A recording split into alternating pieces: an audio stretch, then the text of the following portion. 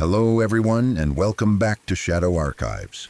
I know many of you listen to these stories to relax and slowly fall asleep. Before we begin, feel free to leave a comment and tell me where you're listening from tonight. If you enjoy these stories, please like the video and subscribe to the channel. Now, get comfortable, take a deep breath, and let's begin. When I was 13, my friends and I used to spend a lot of time hanging out behind an abandoned building just outside our school. It wasn't some creepy place to us back then. It was just empty, quiet, and out of the way, which made it perfect for killing time after classes let out. We would play hacky sack there almost every day, standing in a loose circle, laughing, talking about nothing important, just being kids with nowhere else to go. That's where we met him. One afternoon, a guy pulled his car over near where we were playing and walked over to us. He introduced himself as Mateo. He looked to be in his mid-20s, maybe a little older, but not old enough to immediately set off any alarms in our heads. He was relaxed, friendly, and confident in a way that made him seem cool rather than threatening. When he saw us playing hacky sack, he asked if he could join. He was actually really good. He showed us a few tricks we didn't know, helped us improve our control, and joked around like he was just another guy hanging out. At that age, having an older person pay attention to you and treat you like an equal feels flattering. It makes you feel grown up. We didn't question why a guy in his 20s wanted to hang out with a bunch of middle school kids behind an abandoned building. After that first day, he started showing up regularly. Almost every afternoon around the same time we got out of school, he would stop by. Sometimes he'd park his car and walk over. Other times he'd already be there when we arrived. He'd play hacky sack with us, talk, laugh, and just hang out. Over time, he became a familiar presence, someone we expected to see. Someone we didn't think twice about. At first, the questions he asked were harmless. How's school going? What classes do you guys hate the most? Got any plans for the weekend? They were the kinds of questions adults ask kids all the time. Nothing about it felt wrong. If anything, it felt like he was just being friendly and taking an interest in us. We answered without hesitation, without thinking. Then the questions slowly started to change. He'd ask things like whether we smoked weed, whether we drank, whether we'd ever skipped school. Those questions felt a little more edgy, but still not enough to raise red flags. At 13, you're surrounded by older teens and adults who talk about that stuff openly. It felt like he was just talking grown up with us, like he was letting us into a world we weren't quite part of yet. Then he started asking about sex. At first it was vague, casual. You guys ever had girlfriends? Anyone ever hooked up with anyone yet? We laughed it off, made jokes, exaggerated, or brushed it aside. It still didn't feel dangerous at the time. It felt awkward, sure, but not alarming. He still felt like a buddy, someone just talking about life. But over time, the questions became more explicit, more detailed, more uncomfortable. He'd linger on topics that made us uneasy. He'd push past jokes and ask follow-ups, things that, looking back now, were completely inappropriate to be discussing with kids our age. At the time, though, we didn't have the language or experience to fully understand what was happening. We just knew it felt weird, but we couldn't quite explain why. The dynamic had shifted, even if we didn't consciously recognize it yet. The last time we ever saw him was the moment everything finally clicked. That day, it was just me and one other friend behind the building. The rest of the group hadn't shown up yet. Mateo pulled up like usual and walked over, but something was different immediately. He didn't grab the hacky sack. He didn't suggest playing. He didn't joke around. Instead, he told us we should get into his car. He said he didn't feel like playing that day. He said we should go back to his place and hang out instead. He made it sound casual, like it was the most normal suggestion in the world. But something about the situation felt wrong in a way that finally cut through our denial. We were alone. He was older. He wanted us in his car. That was the moment the alarms went off. I remember the sudden shift in my stomach, that cold, sinking feeling when your instincts finally catch up to reality. My friend felt it too. We looked at each other, and without even talking about it, we both knew we needed to get out of there. We made excuses. We said we had to be somewhere, that our parents were expecting us, that we couldn't go. We declined quickly, nervously, and started backing away. Mateo didn't push too hard, but his disappointment was obvious. After a moment, he went back to his car and drove off. We never saw him again. Later that same day, still shaken, we decided to look him up. I don't remember exactly how we did it, just that we searched his name online. What we found made our blood run cold. Mateo was a registered sex offender. His crime, sexual abuse of children. Seeing it written out, clear and undeniable, was horrifying. Suddenly, every interaction replayed in my head in a completely different light. The questions, the attention, the gradual escalation, the attempt to get us alone and into his car. It all made sense in the worst possible way. We weren't special to him. We were targets. The realization hit hard. We had been hanging out with a predator for weeks, maybe longer, completely unaware of the danger we were in. The only reason nothing worse happened was because by pure luck and instinct, we said no at the right moment. Looking back now as an adult, the whole situation is terrifying. He didn't act creepy at first. He didn't jump straight to anything overtly wrong. He blended in. He gained trust. He normalized inappropriate conversations slowly, step by step, so that by the time things crossed a clear line, it felt confusing rather than obviously dangerous. That's what scares me the most. Predators don't always look like monsters. Sometimes they look like friendly guys who are good at hacky sack. I think about how easily things could have gone differently if we'd been more naive, if we'd wanted to feel cool, if we'd gotten into that car. The thought makes my stomach turn even now. At 13, you don't think the world is full of people like that. You don't think someone would take the time to groom you in plain sight, behind a school in the middle of the afternoon. You assume danger is obvious, loud, easy to spot. It isn't. That experience stayed with me. It changed the way I understand trust, boundaries, and how vulnerable kids really are, even when they think they're being smart.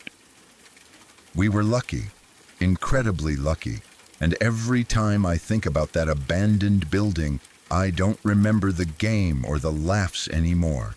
I remember how close we came to something that could have destroyed our lives before they had even really begun. Story 4. Finding old family gravestones was always a kind of quiet pastime for my family. I was born to Mormon parents, and because of that, genealogy was always strongly encouraged while I was growing up. Researching family lines, tracing names back through records, and locating burial sites of long-deceased relatives was treated as something meaningful, almost sacred. Even as a kid, I understood that it mattered to the adults around me, even if I didn't fully grasp why at the time. As the years went on, things changed. None of my immediate family still participates in the LDS Church anymore, but interestingly, the habit of genealogy never really left us. The religious motivation faded, but the curiosity didn't. We still enjoy searching for old family gravestones, visiting cemeteries, and learning what little we can about the people whose blood we carry. It feels less like a duty now and more like a way of grounding ourselves, of remembering that our lives are just one small chapter in a much longer story. This particular story comes from one of those discoveries. It's not dramatic in the way ghost stories are. There's nothing supernatural about it. But it's one of the most disturbing things I've ever learned about my own family, precisely because of how real and mundane it is. It comes from a time before modern safety practices were common, but after gasoline had already become a normal part of everyday life. a time when people didn't yet understand how dangerous certain things truly were, especially around children. One day, while researching family plots, we came across the gravestone of a very young child.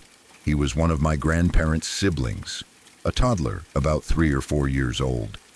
Just seeing a gravestone that small already hits you in a way that's hard to explain. There's something deeply unsettling about knowing someone lived such a short life, that their entire existence fits into a single line of dates carved into stone. At first, it was just another sad but distant fact. Families back then were larger. Infant and child mortality was more common. People died from illnesses that are easily treated today. Accidents happened. You expect that when you look far enough back. But then we read the inscription more closely. It didn't just list his name and dates, it explained how he died. The wording was simple, blunt, and final.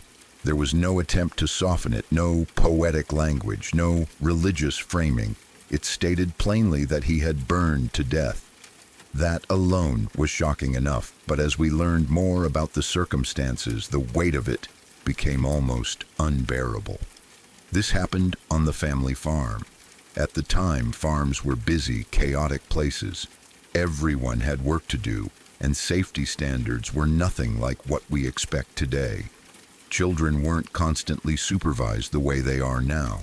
They played outside, wandered around equipment, and were often underfoot while adults worked. It wasn't considered neglect. It was just life. Gasoline was already in common use by then. It was used for machinery, tools, and various farm tasks. It wasn't treated with the caution we associate with it today. People didn't fully understand how volatile it was, especially when it came into contact with clothing, skin, or open flame. On that day, various activities were going on around the farm. Adults were busy, machines were running, people were focused on their work. Somewhere in the middle of all that, this small child got gasoline on himself. No one noticed right away. That detail alone is heartbreaking, not because anyone was cruel or careless in a deliberate way, but because it shows how easily tragedy can slip in when attention is divided. A child that young doesn't understand danger. He wouldn't have known to avoid it, wouldn't have known to call for help in the right way, wouldn't have known that something was terribly wrong. By the time anyone realized he was covered in gasoline, it was already too late. At some point, he ignited. I don't know the exact details of how it happened, and honestly, I don't want to. The gravestone doesn't describe it, and neither did my parents when they told me the story. What matters is the outcome. He burned, and there was nothing anyone could do to save him. This wasn't a case of severe injury followed by medical treatment. This was a fatal accident in an era when emergency response was slow or non-existent, especially in rural areas. He died there on the farm, surrounded by people who loved him, people who would have given anything to undo what had happened. And then they buried him. What makes this story especially haunting to me is the fact that it was carved into stone. Someone made the decision to include the cause of death on his gravestone. That wasn't required. Many families choose not to do that, especially when the death is traumatic. But for whatever reason, they chose to record it plainly, permanently, for anyone who came after to read. There it is, right there in the cemetery, a child's name, a few short years of life, and a cause of death so violent and final that it feels unreal. Standing there, reading it, I felt a strange mix of emotions. Sadness, obviously, anger at how unfair it was, but also a deep sense of unease. This wasn't a story passed down through whispers or exaggerated retellings. It wasn't folklore or legend. It was a fact, etched into stone, weathered by time but still perfectly legible. It forced me to think about how different life was back then, how many dangers people lived with every day without fully understanding them, how many tragedies happened simply because knowledge hadn't caught up with technology yet. gasoline made life easier in many ways, but it also introduced risks people weren't prepared for, especially when combined with children and open work environments. I also thought about my great-grandparents, the parents of that child. I can't imagine the guilt they must have carried. Even if it truly wasn't anyone's fault, parents don't think that way when something like this happens. They replay every moment, every decision, every second where they weren't watching closely enough. That kind of loss doesn't fade. It reshapes a family forever. And yet, life went on. They had other children. Those children grew up. One of them became my grandparent. Generations continued.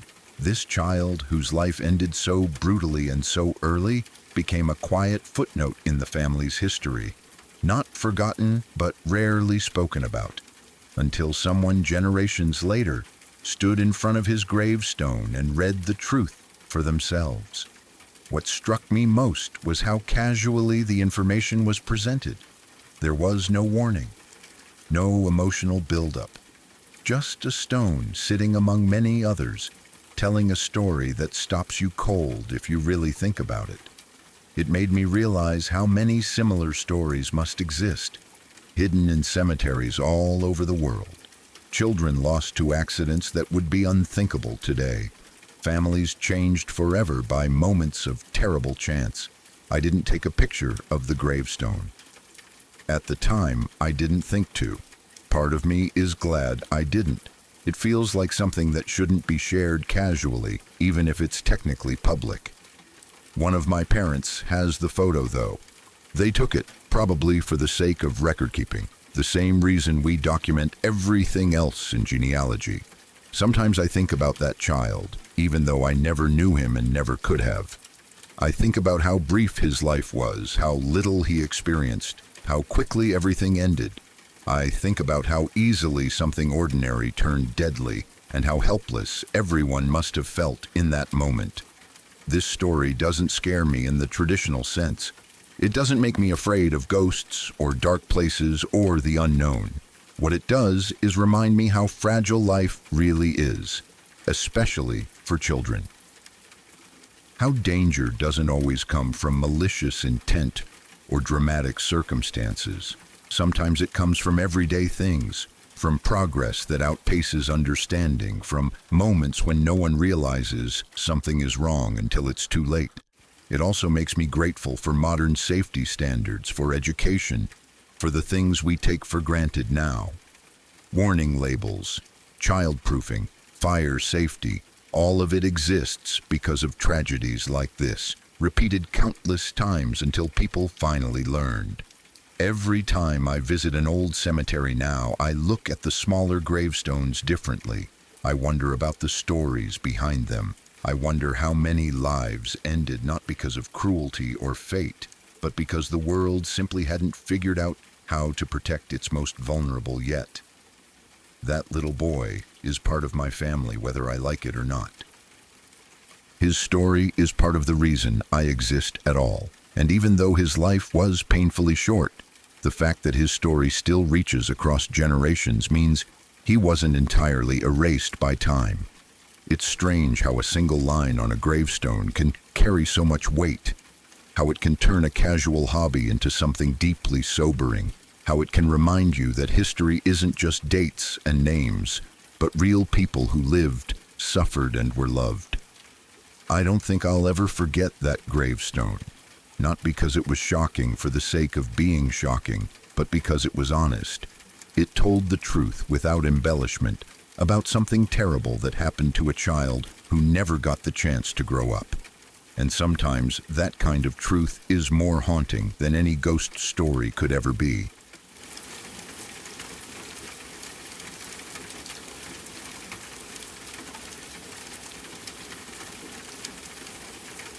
I have a large family with plenty of uncles and aunts, and like most families, gatherings usually turn into long evenings of talking, eating, and sharing stories.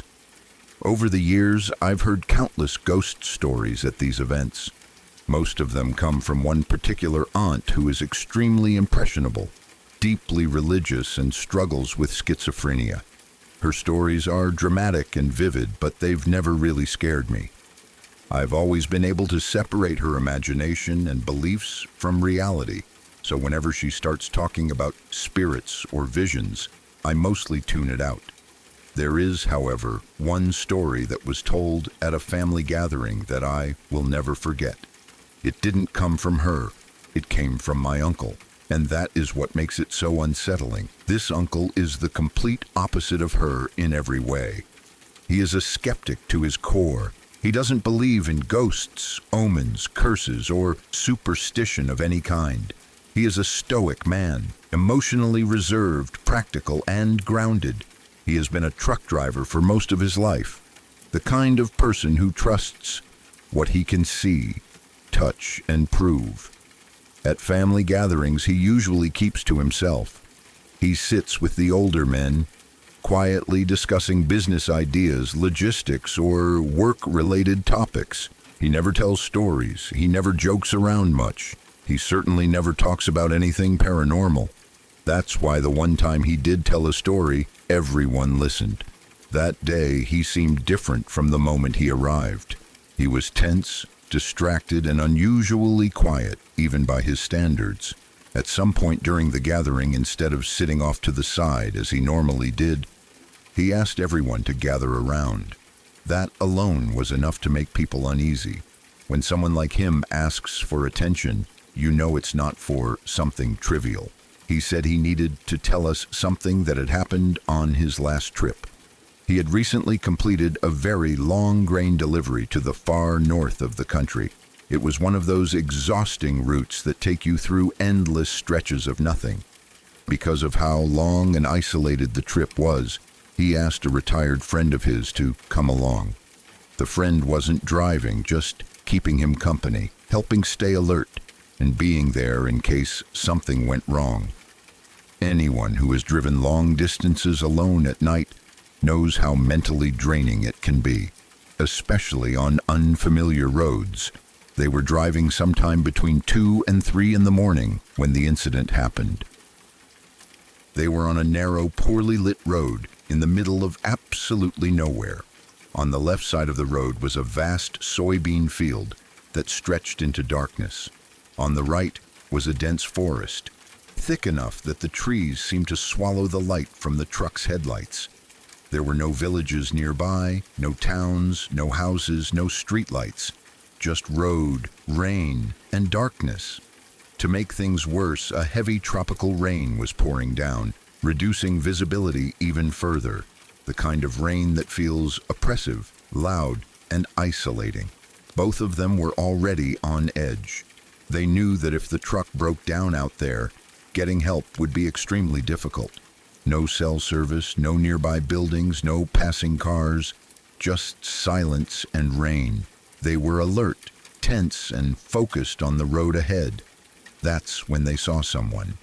Through the rain, illuminated faintly by the truck's headlights, they noticed the silhouette of a person walking along the edge of the road. The figure was about 200 meters ahead of them. At first, they couldn't make out any details, just the unmistakable shape of a person moving slowly through the storm. Their immediate reaction wasn't fear, it was confusion. Nobody in their right mind would be walking alone on that road at that time of night, in that weather. Their first instinct was that the person might need help. Maybe their car had broken down, maybe they were injured, maybe something terrible had happened. They slowed the truck and approached carefully. As they got closer, the headlights revealed more detail, and that's when things became strange. The person was a woman. She was wearing a long white wedding dress that dragged slightly along the wet road. In one hand, she was carrying her shoes. Her hair and dress were damp from the rain, but she didn't seem to notice or care. She was walking steadily forward, staring straight ahead. Neither of the men spoke for a moment. They slowed the truck even more and rolled down the window. My uncle called out to her, asking if she was okay and if she needed a ride. His friend repeated the question. The rain was loud, but they were close enough that she should have heard them. She didn't respond. She didn't turn her head. She didn't look at them. She didn't acknowledge the truck at all. She just kept walking forward at the same slow, steady pace, her expression unreadable, her gaze fixed straight ahead. They tried again, louder this time. Still nothing. At that point, their concern shifted into suspicion. The situation felt wrong. Too wrong. A woman dressed as a bride, alone, walking through a remote road in the middle of the night during a storm, completely unresponsive. My uncle said that a thought crossed his mind that she could be bait, that maybe there were people hiding nearby, waiting for someone to stop so they could rob them. It wouldn't have been the first time criminals used unusual situations to lure drivers into danger. They rolled the window back up. Without another word, they accelerated and drove past her, wanting to put distance between themselves and whatever that situation was. As they passed, both men instinctively looked into the rearview mirror to keep an eye on her. She was gone, not walking behind them, not standing on the side of the road, not running into the field or the forest. She was simply not there. One moment she had been clearly visible in the headlights, and the next, she had vanished completely. There was nowhere she could have gone in that amount of time, especially in that rain. My uncle said neither of them spoke for a long time after that. They kept driving in silence, both shaken, both trying to rationalize what they had seen. They told themselves it was exhaustion, poor visibility, stress, anything that made sense, but neither of them truly believed it. Here is where the story becomes truly disturbing. When they finally reached the nearest village, they decided to stop at a small mini-market to rest and eat something. It was early morning by then. Inside, a baker was working, preparing food for the day. As they talked and tried to calm themselves, they mentioned what they had seen on the road. They didn't dramatize it. They just told it plainly. My uncle said he will never forget the look on that man's face. The baker froze, his expression drained of color. For several seconds, he just stared at them in silence, as if trying to process what he had just heard.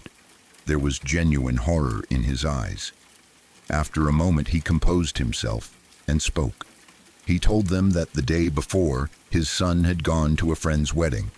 About 30 minutes after leaving, the son returned home confused, saying the ceremony had apparently been canceled or delayed because neither the bride nor the groom had shown up. No one knew what had happened. Then the baker said something that made my uncle's blood run cold. He told them that just a few minutes earlier, he had heard on the radio that the groom, who was now missing, had murdered his bride on the day of their wedding for no apparent reason. When my uncle finished telling this story, the room was completely silent. This wasn't coming from someone who believed in ghosts or signs. This wasn't a story told for attention. This was a man who didn't even like telling stories, describing something that had clearly shaken him to his core. He didn't try to explain it. He didn't speculate about the supernatural. He just said that he knew what he saw and that he had never experienced anything like it before or since. That is why it haunts me. Not because it's a ghost story, not because it's dramatic, but because it came from the one person in my family who would never lie, exaggerate, or entertain superstition. A man who trusted logic and reality above all else, standing in front of us, visibly unsettled, admitting that there was something he could not explain. I've heard many stories in my life. Most of them fade with time. This one never has.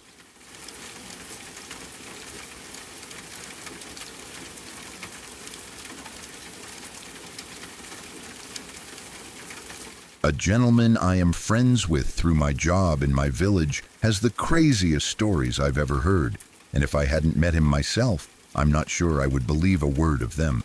He is kind, funny, sharp, and warm in a way that immediately puts people at ease.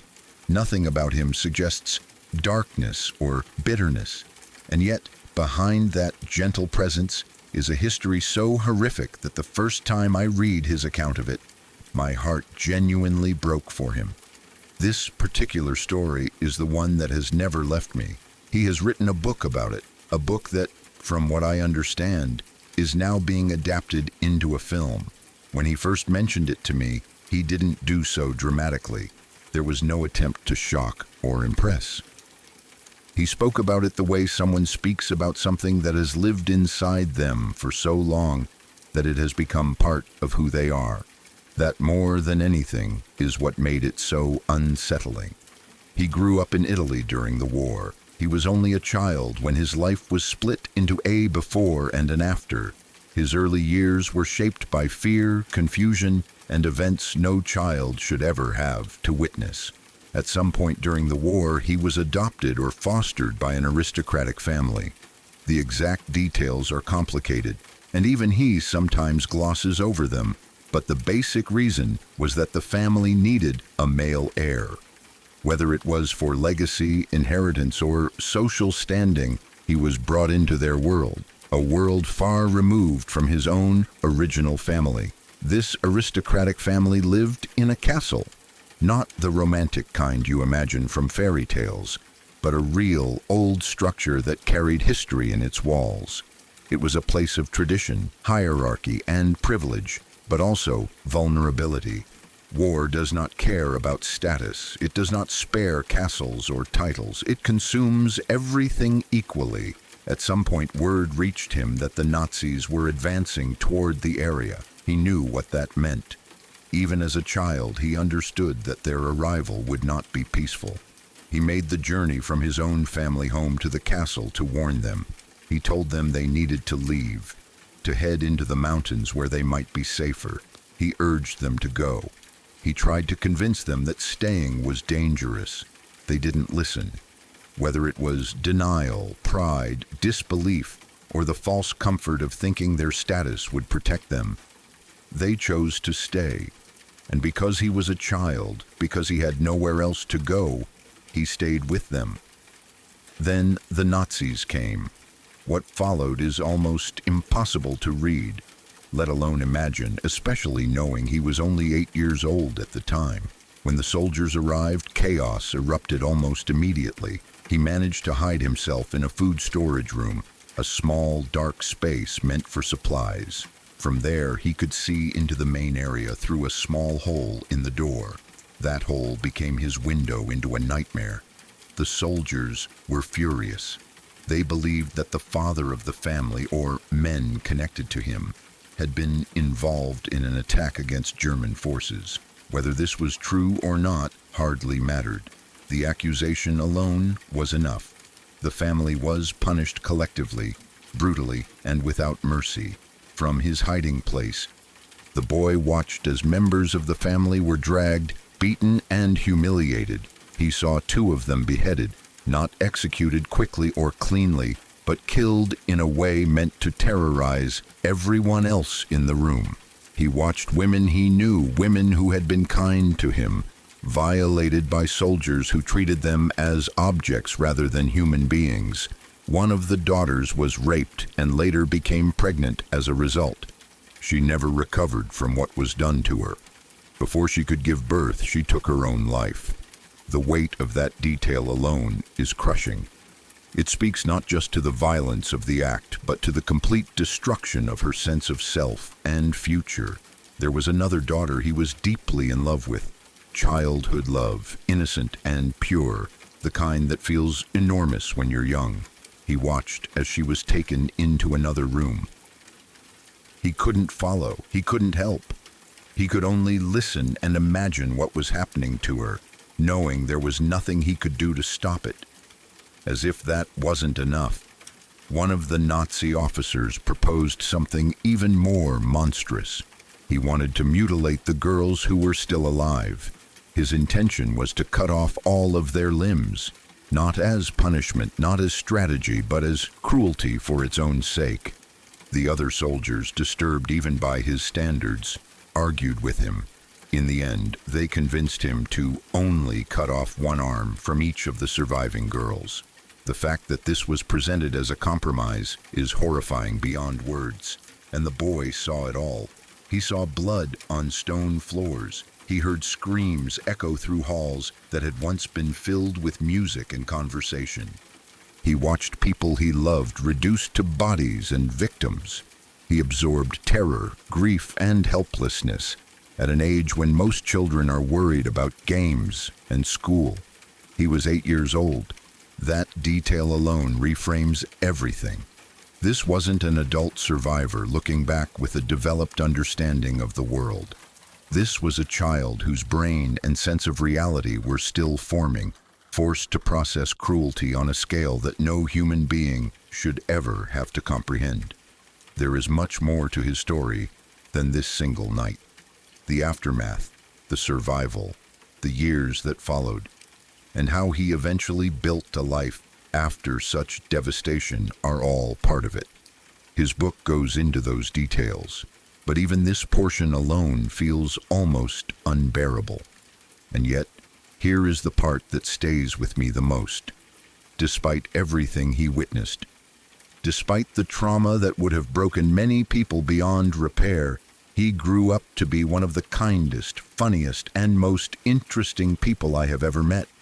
He does not carry hatred. He does not radiate bitterness. He does not seek pity. He tells stories with warmth, humor, and insight.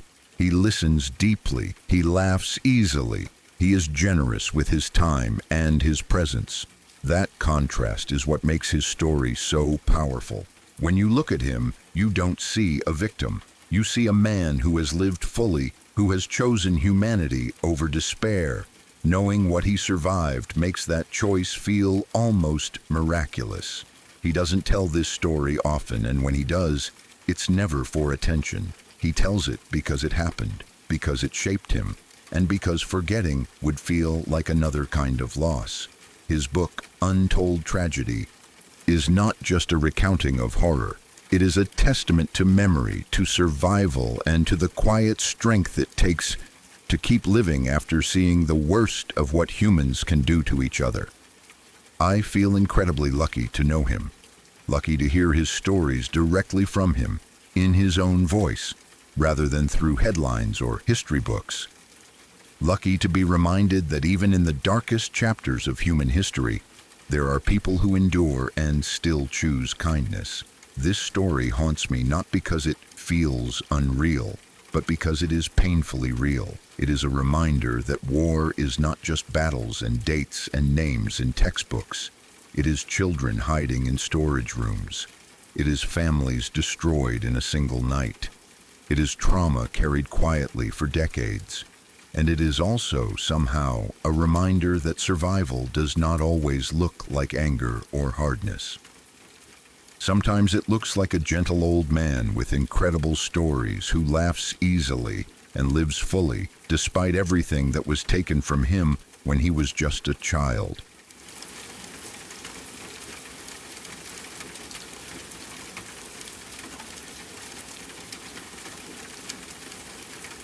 My father-in-law told me this story quietly, without drama, and that somehow made it far worse. He didn't raise his voice or embellish anything.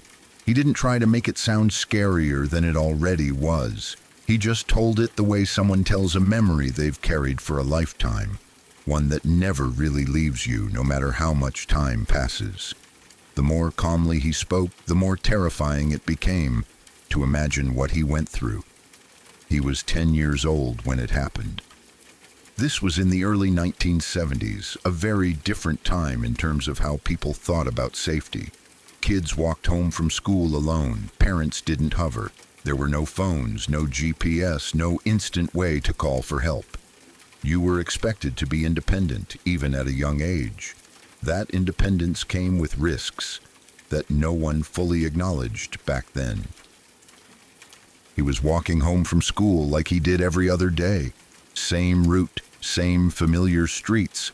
Nothing unusual about the afternoon. It was starting to get dark, the way it does when the seasons are changing and daylight fades earlier than you expect. He was tired, thinking about getting home, probably thinking about dinner or homework or nothing important at all. Just a normal 10-year-old kid on a normal walk. That's when the van pulled up beside him. A man rolled down the window and offered him a lift. My father-in-law said that his first instinct was to say no, and he did. Immediately, he didn't hesitate.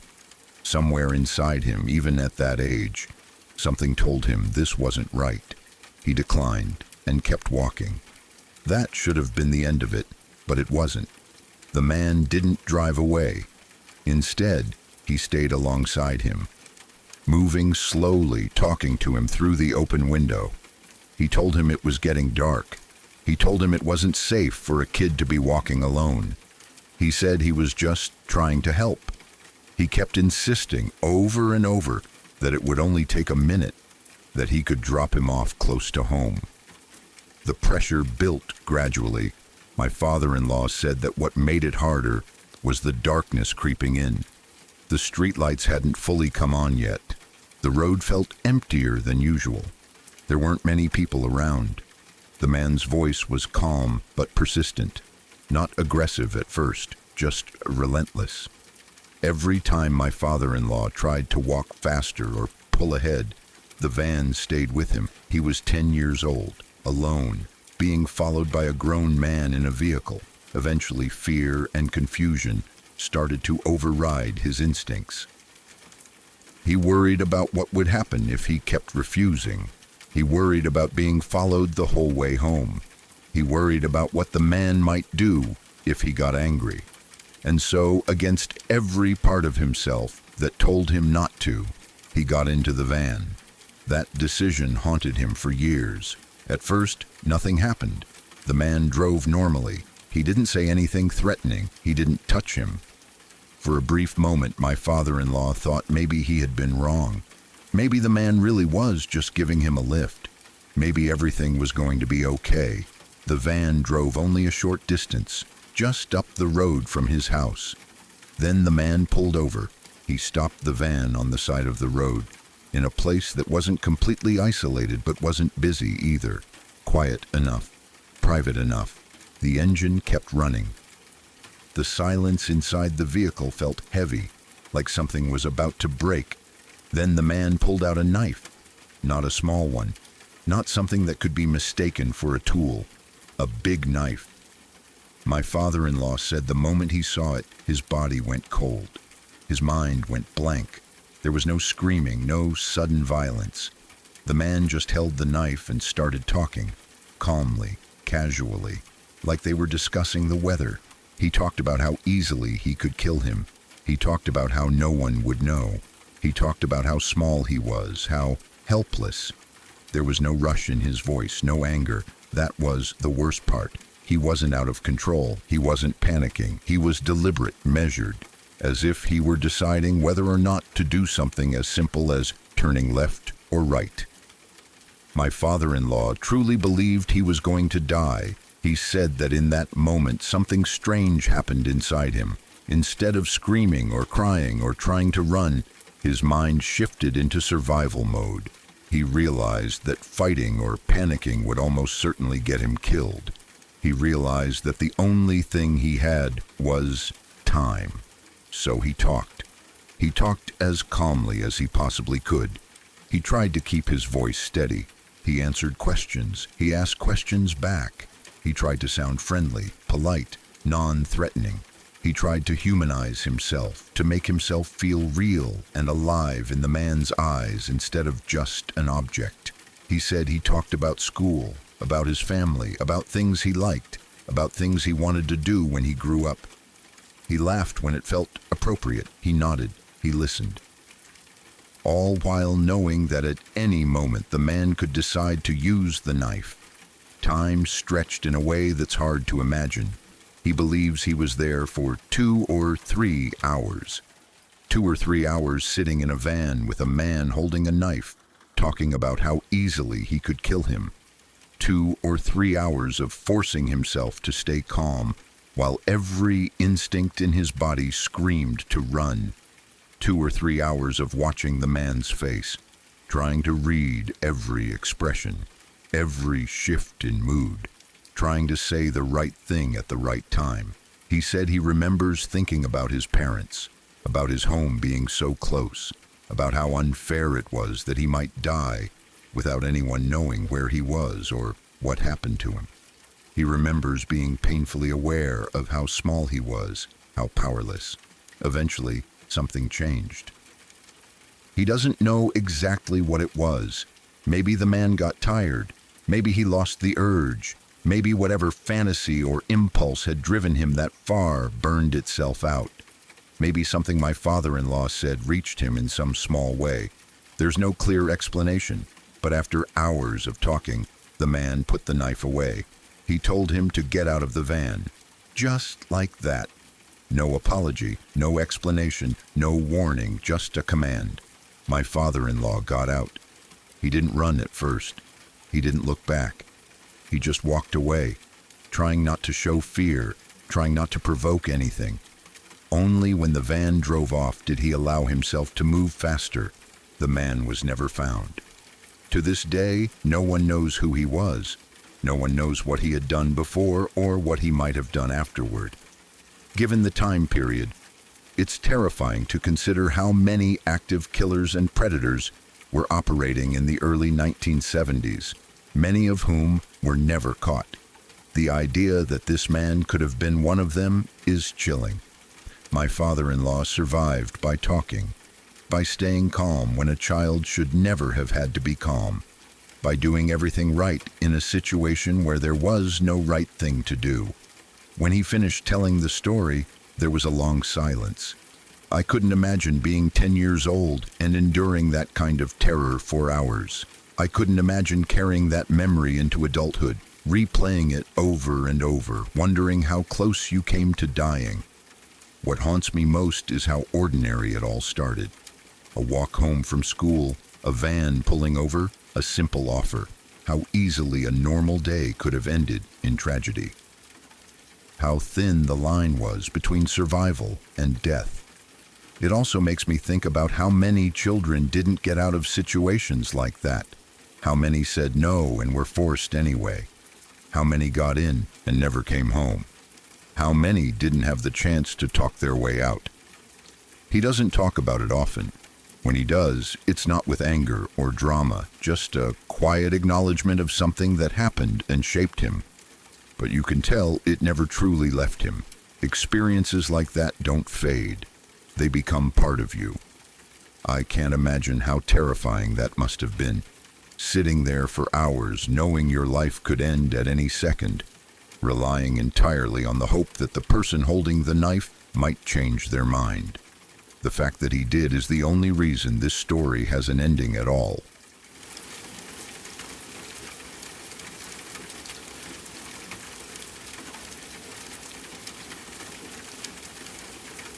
I grew up in the suburbs of Maryland, not too far from Baltimore, in a place that felt safe in the way suburbs are supposed to feel safe. Tree-lined streets, quiet neighborhoods, kids riding bikes after school. My parents worked long hours because they owned and operated a liquor store downtown, so it wasn't unusual for them to come home late at night. Because of that, my siblings and I sometimes had a babysitter, especially when I was still in elementary school. One of the babysitters we had was a really nice guy. He was calm, friendly, and responsible, the kind of person parents trusted without hesitation. I remember him as someone who fit easily into our home, someone who felt familiar and safe. At that age, you don't really think deeply about the lives of adults or older teens around you. They exist in your world for a specific purpose, and that's it. He was just the babysitter. At some point, though, I remember my parents telling us that something terrible had happened in his family. His female cousin had been murdered. She had been killed by her boyfriend and dumped in a park in Baltimore. What made it feel even closer to home was the fact that the park where her body was found was near my parents' liquor store, a place they went to every day, a place that until then had just been another part of the city to me. I didn't fully understand what that meant at the time. I knew it was bad. I knew it was sad. But as a kid, death feels abstract unless it happens directly in your own immediate world. I remember sensing a shift, though, a heaviness, not just in the way my parents talked about it, but in the air around the subject. After that, I don't remember seeing him anymore. The last thing I ever heard was that he had joined the army, and then he was just gone from our lives. Years passed. Childhood turned into adolescence, then adulthood. The memory of that babysitter and his cousin faded into the background, filed away as one of those strange, sad things that happened when you were young.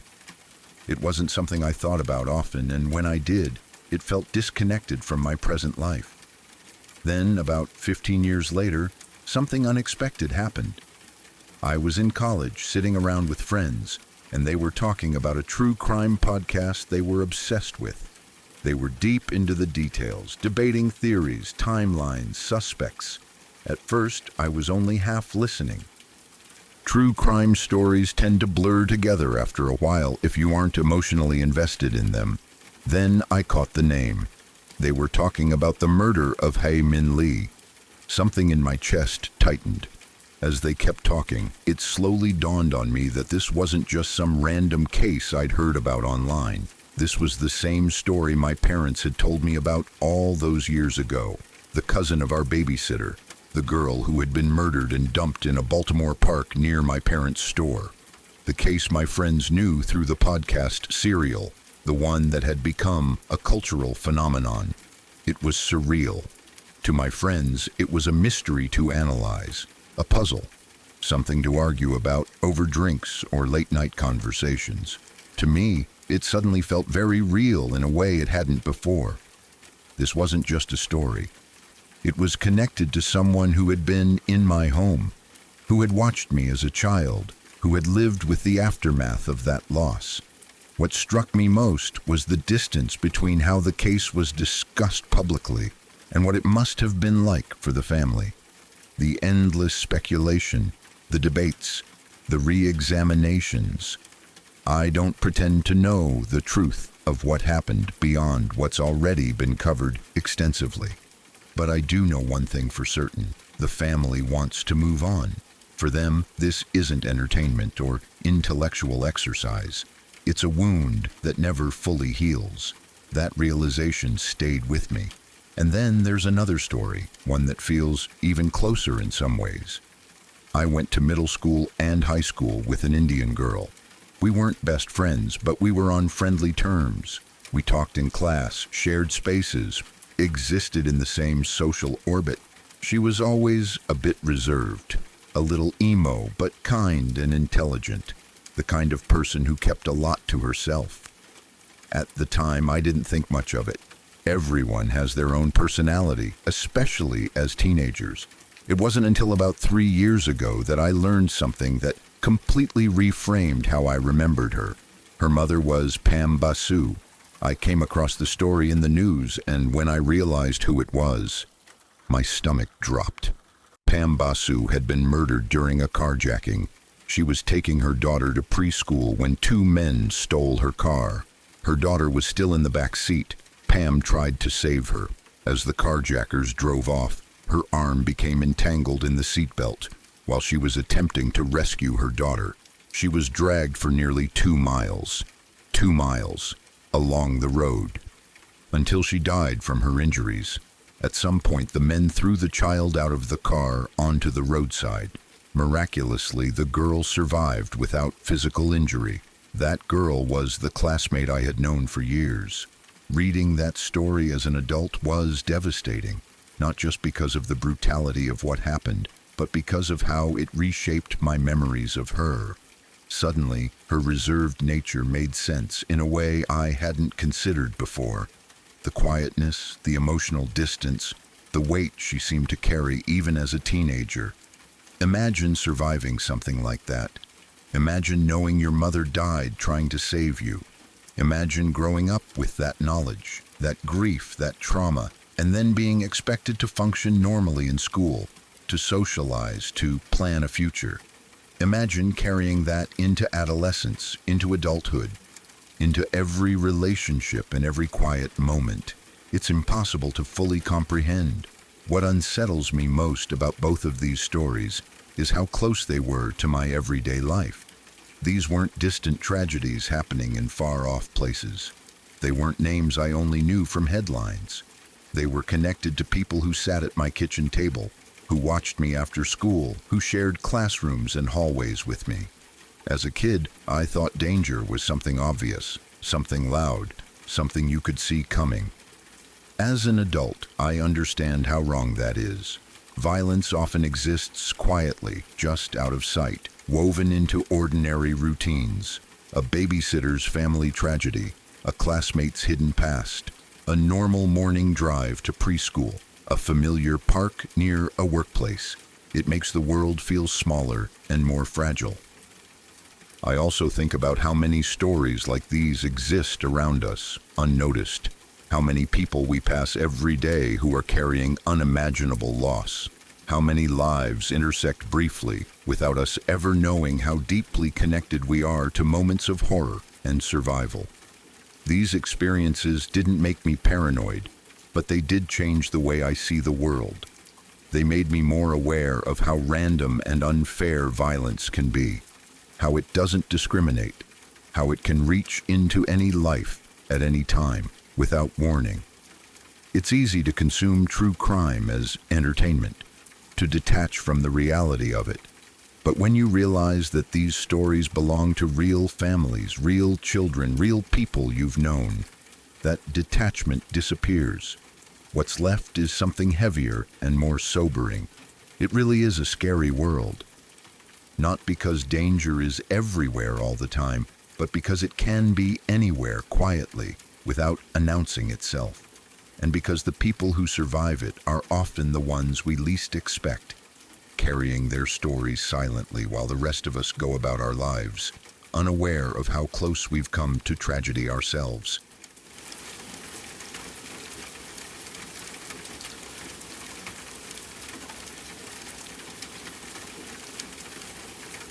My friend had a dog that loved to hunt, not in a trained, purposeful way, but in that raw, instinctive way some animals have. The dog was always chasing something. Usually it was harmless enough, at least by farm or suburban standards. Squirrels, rats, moles, anything small that moved fast and triggered that instinct. It was just part of who the dog was, and my friend kept a close enough eye on him that nothing ever went too far. In my friend's neighborhood, there was also a feral cat. Everyone knew about it. It wasn't anyone's pet. It didn't let people get close. You'd see it perched on rooftops, walking along fences, or crouched low in the grass, watching birds with that intense, focused stillness cats get when they're hunting. It was good at it too.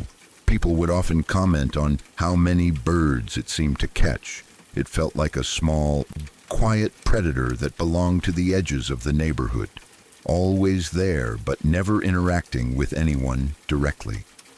One afternoon, my friend and I were inside his house, just hanging out.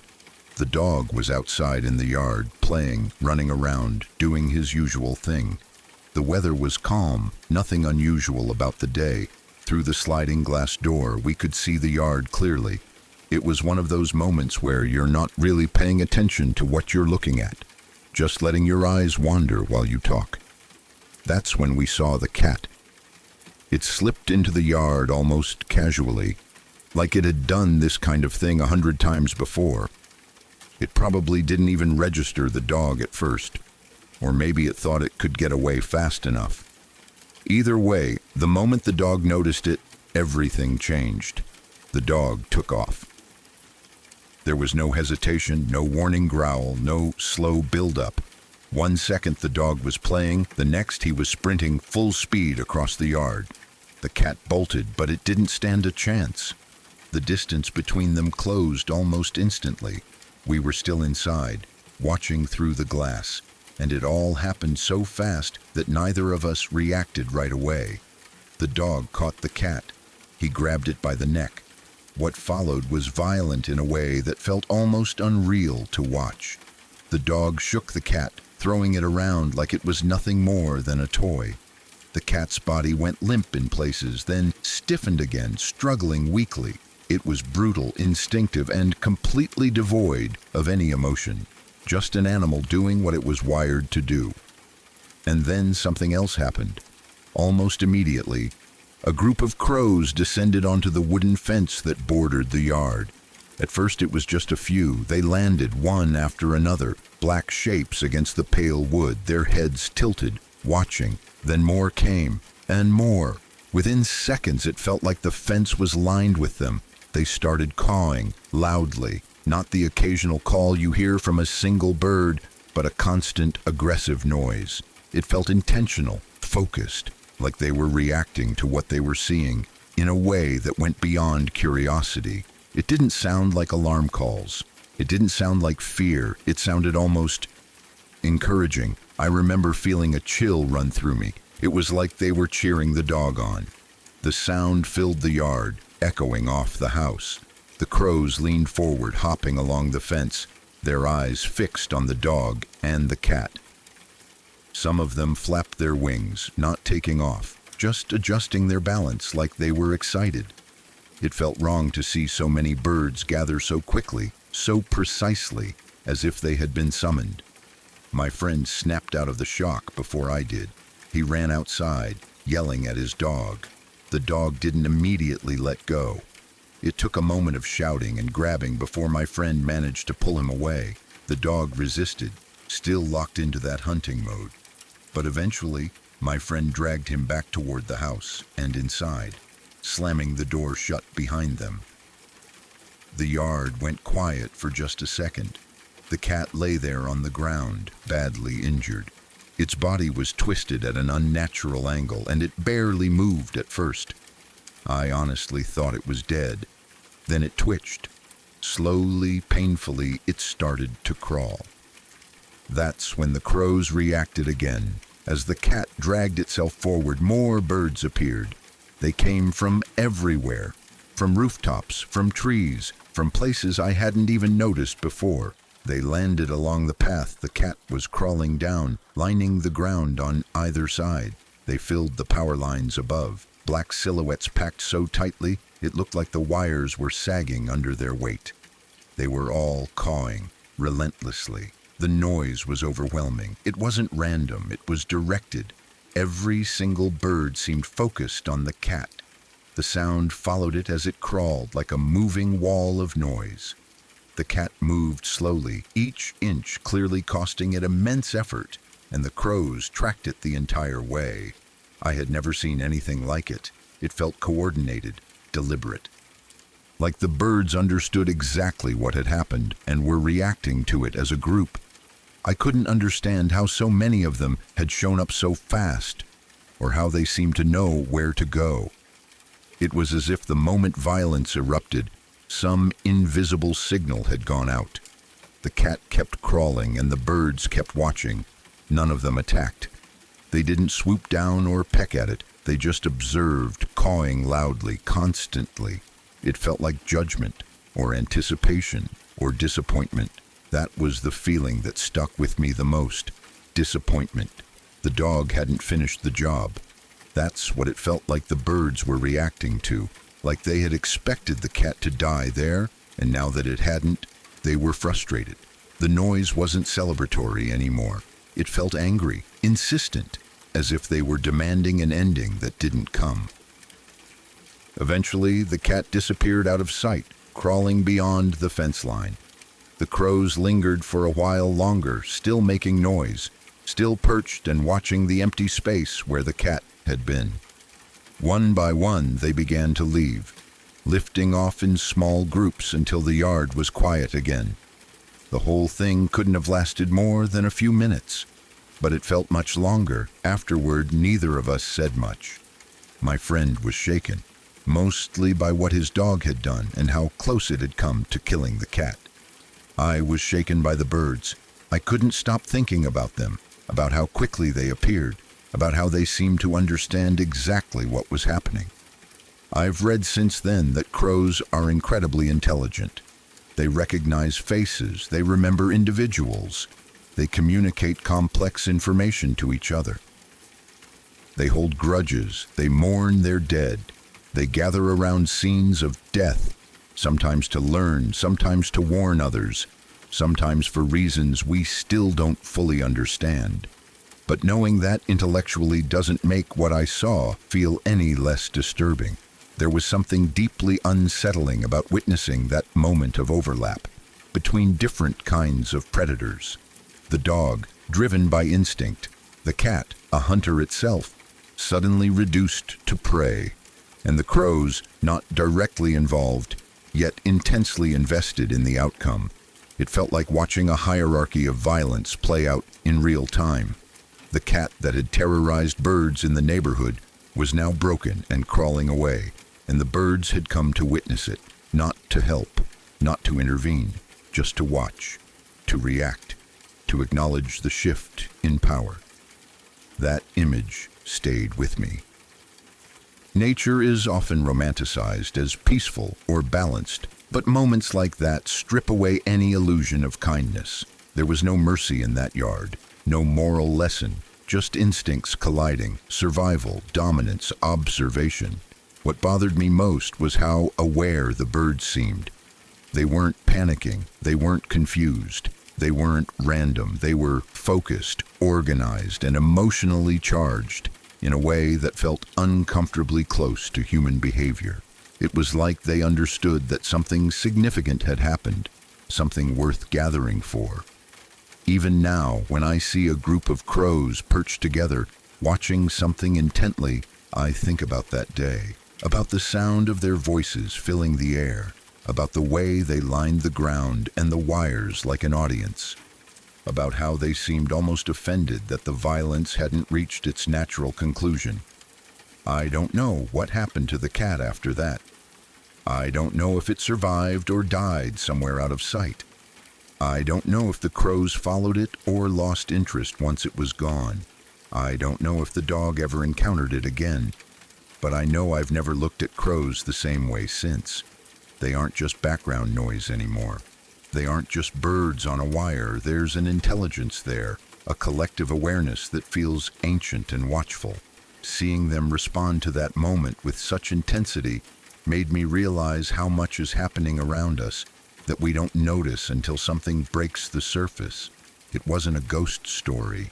It wasn't supernatural, and that's exactly why it still unsettles me, because it was real, and it showed me a side of the world that exists quietly, constantly, just beneath the routines of suburban life.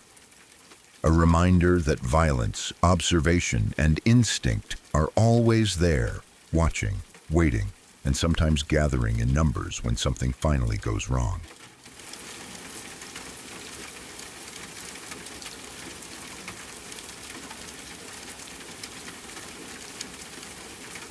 In 1973, she was 16 years old, living in Eugene, Oregon, and hitchhiking with one of her friends.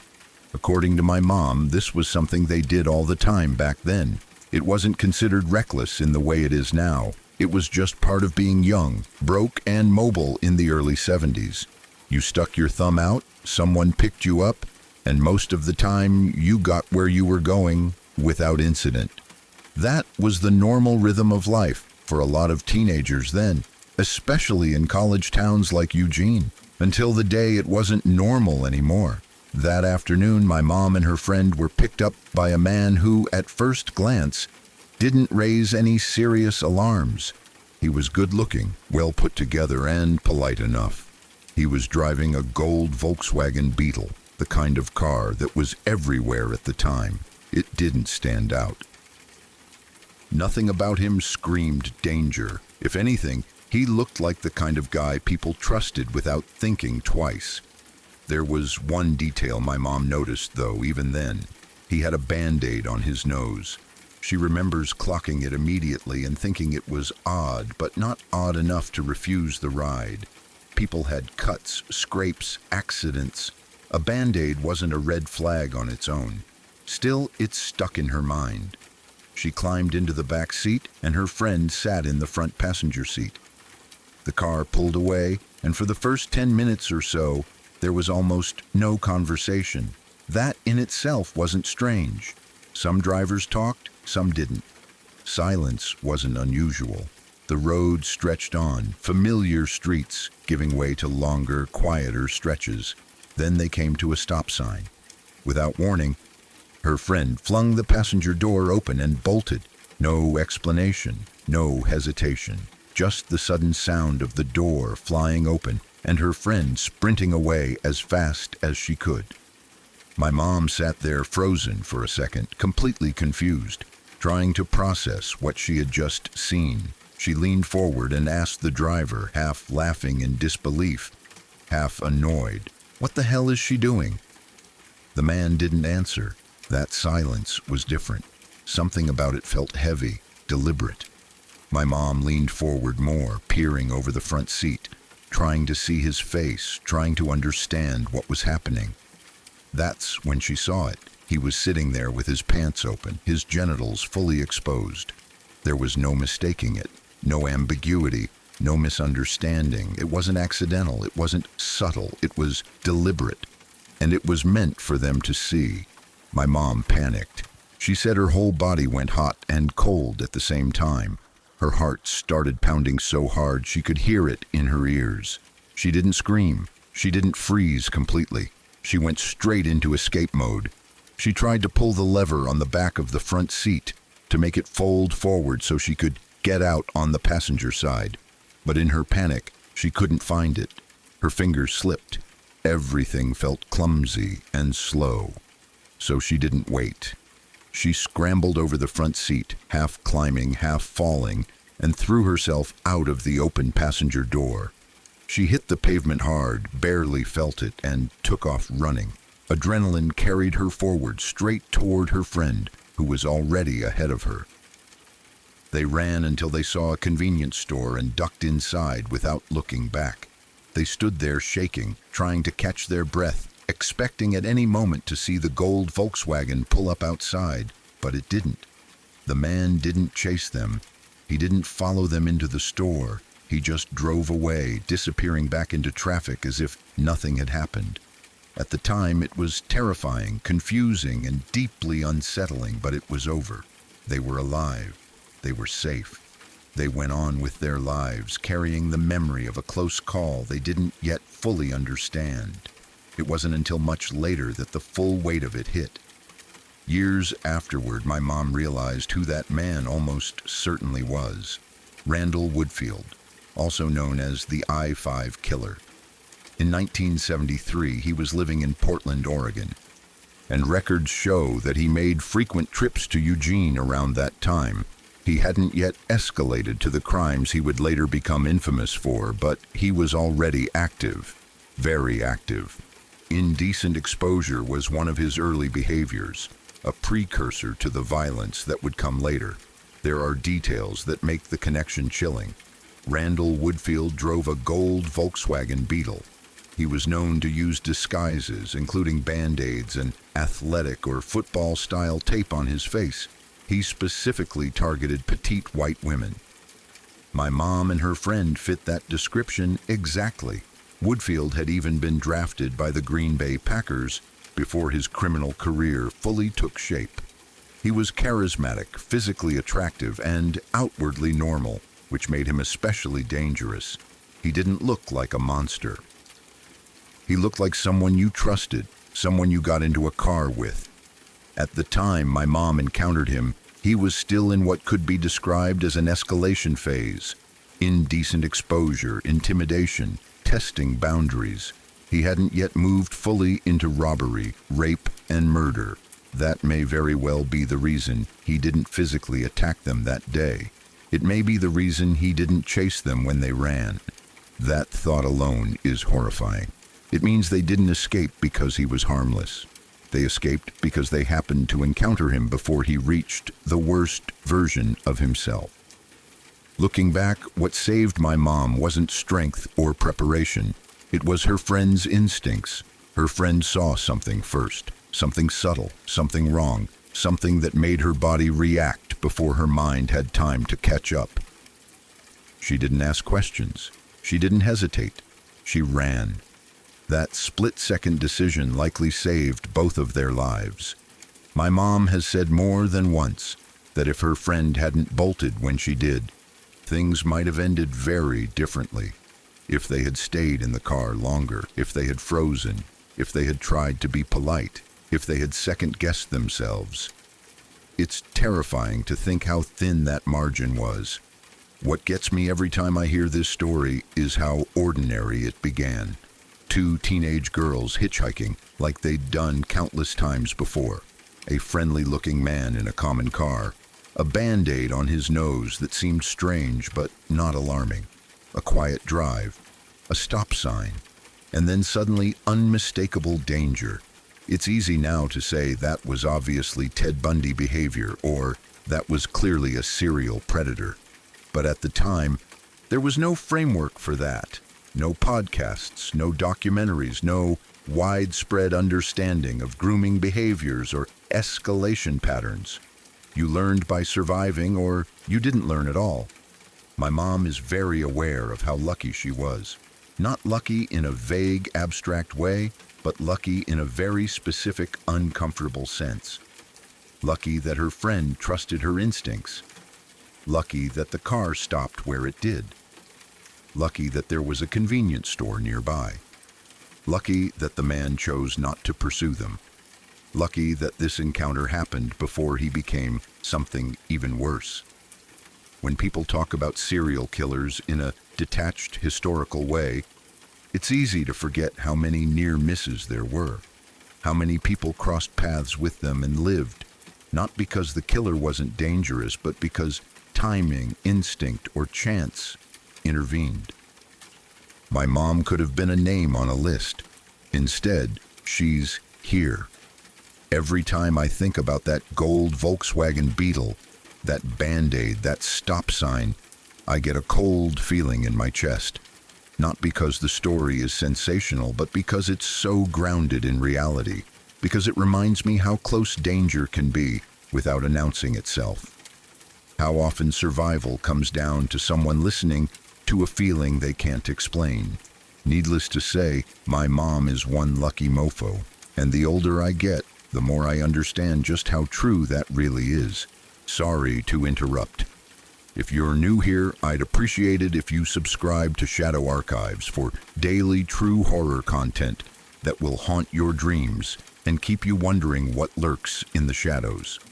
And don't forget to tap the notification bell so you never miss a new story when the darkness calls out to you.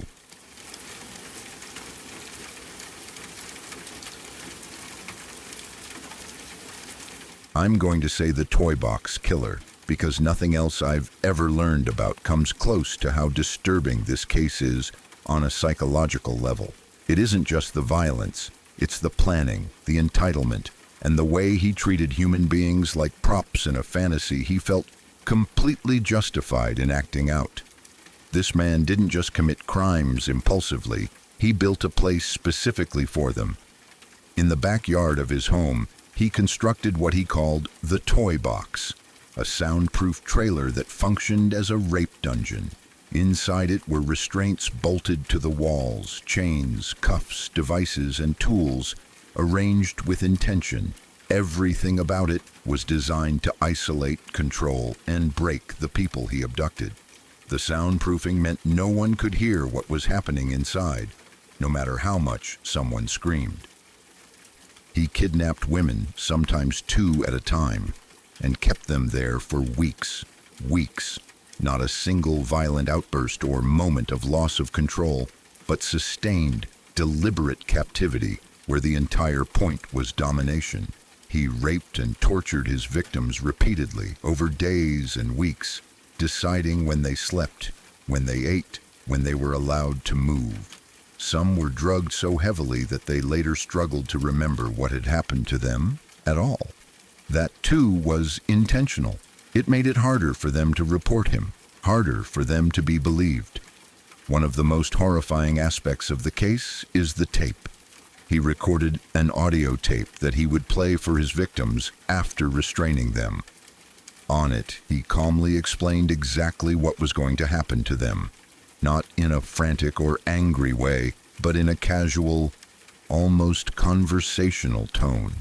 Like he was talking to a buddy, like he was bragging. He laid out the rules, the punishments, the violence, and the fact that resistance would only make things worse. Those tapes still exist online. And that's what makes them so uniquely infuriating. He doesn't sound like a monster in the way people expect monsters to sound.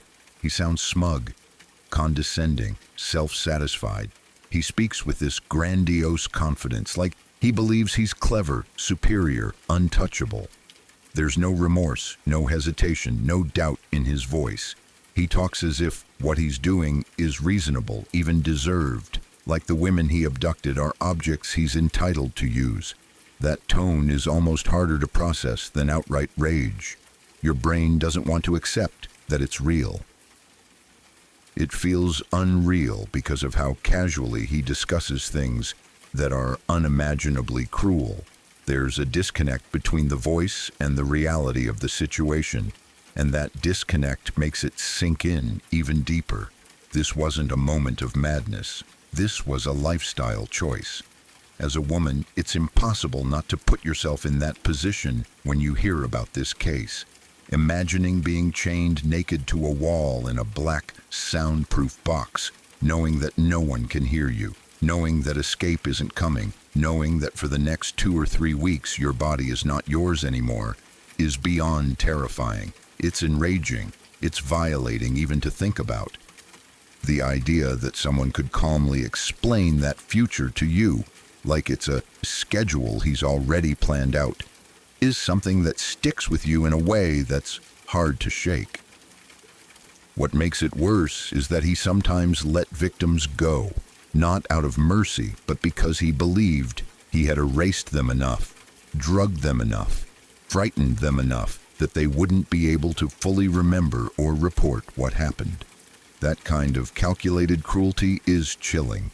It shows how aware he was of the system, of how people might not be believed, of how trauma can fracture memory. This case isn't just scary because of what he did. It's scary because of how normal he sounded while doing it, how methodical, how convinced he was that he was in control and that no one would stop him. It forces you to confront the fact that the most dangerous people don't always look or sound the way we expect. Sometimes they sound relaxed. Sometimes they sound confident. Sometimes they sound like they're enjoying themselves. And that's what makes the Toy Box Killer so hard to forget. It's not a story you can distance yourself from easily. It sits in your chest. It makes you angry. It makes you afraid. It makes you think about how vulnerable people can be and how much damage one person can do when they believe they're entitled to someone else's body.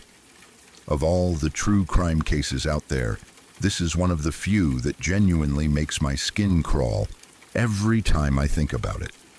Not because it's sensational, but because it's so deliberate, so planned, and so devoid of humanity. It's the kind of evil that doesn't scream. It explains itself calmly and expects you to accept it.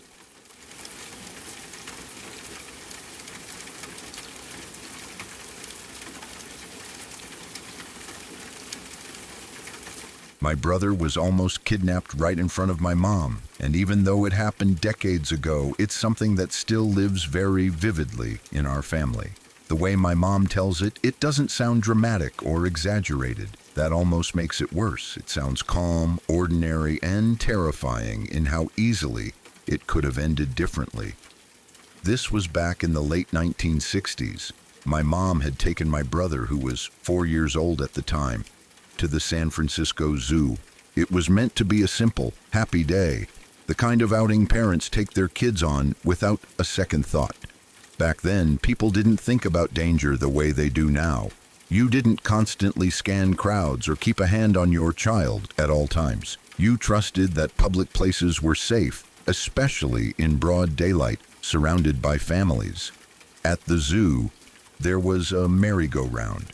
My brother was excited, like any 4-year-old would be, and my mom let him ride it while she stood nearby watching. She could see him the whole time. Nothing felt risky. Nothing felt wrong. The ride went around, music playing, kids laughing, parents standing nearby. It was all completely normal. When the ride stopped, my mom realized she was on the opposite side of the merry-go-round from where my brother had gotten off. It wasn't far, just a short walk around. She didn't panic. She didn't rush. She simply started walking over to get him. When she reached the spot where he should have been standing, she didn't see him. Instead, she saw a man calmly picking him up, not yanking him, not struggling, just lifting him up like he belonged to him, like this was a perfectly normal thing to do. The man turned and started walking away toward the exit of the zoo. The exit wasn't far, just a short distance away. For a moment, my mom froze. She's told me that part over and over again, and every time her voice changes. She says her brain couldn't immediately process what she was seeing. There was no shouting, no chaos, no obvious threat, just a man walking away with her child as if he had every right to do so. That normalcy is what stunned her. It didn't look like a kidnapping. It looked like a father leaving with his son. Then reality hit.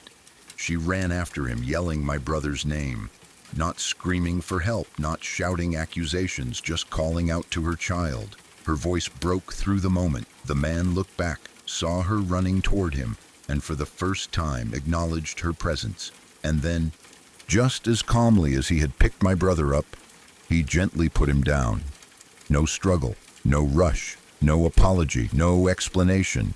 He simply set my brother on the ground, turned around, and walked out of the zoo. My brother was unharmed, confused probably, but physically fine. He didn't understand what had happened. To him, it was just another adult picking him up. He didn't cry. He didn't scream. He didn't know he had been seconds away from disappearing. My mom, on the other hand, was shaken to her core.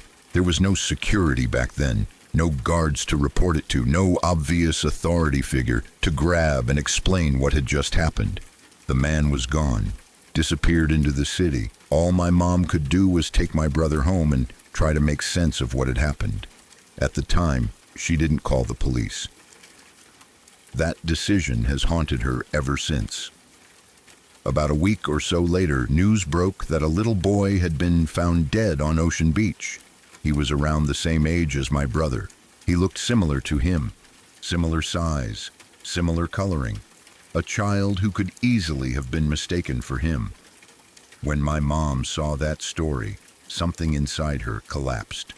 She became convinced that the man who had tried to take my brother was the same person who killed that little boy. There was no proof, no direct connection that anyone could confirm. But the timing, the location, the age, the resemblance, all of it lined up in a way that felt impossible to ignore. From that point on, guilt became something she carried quietly. She wonders if calling the police immediately could have changed something, if giving a description, even a vague one, could have helped, if speaking up might have prevented another child from being taken. She knows, logically, that she couldn't have known what would happen. She knows she was in shock. She knows it was a different time, with different expectations and fewer systems in place. But guilt doesn't care about logic. Whenever she talks about it now, she cries. Not just tears slipping out, but deep, shaking grief that never really healed. She feels like she failed another child, even though she protected her own. That kind of survivor's guilt is heavy, and it doesn't fade with time. A couple of years later, when it finally fully clicked for her that the two events might be connected, she did call the San Francisco Police Department. By then, of course, it was far too late to do anything meaningful with the information. Years had passed. Details had blurred. Memories had softened around the edges. There was nothing actionable left to give. Still, she needed to make the call. She needed to say it out loud to someone official, even if it didn't lead anywhere. It was the only way she could live with it. What makes this story especially terrifying to me isn't just the possibility that the same man went on to kill another child.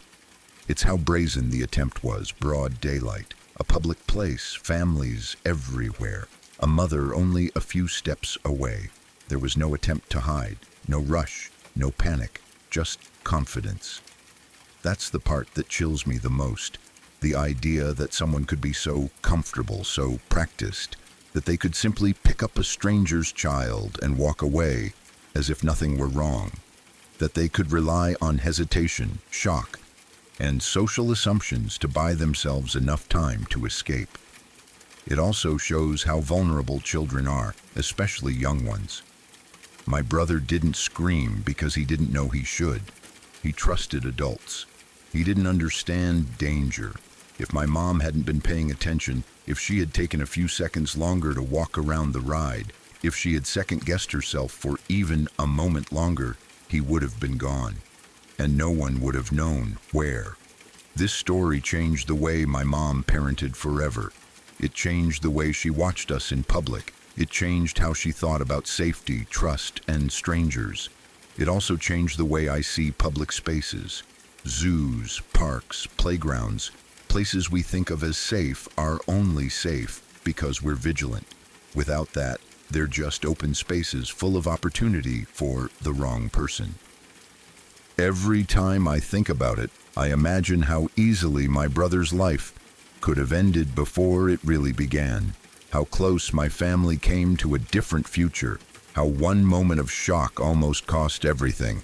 And I think about that other little boy, the one who didn't get put down, the one whose story ended on a beach instead of at home with his family. That's the part that never stops hurting my mom.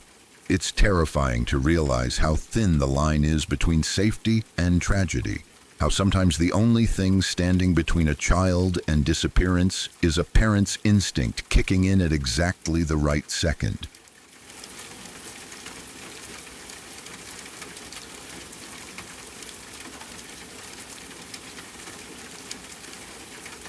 When playing in a pool when I was about 12 or so, something happened that still stands out as the most frightening experience of my life.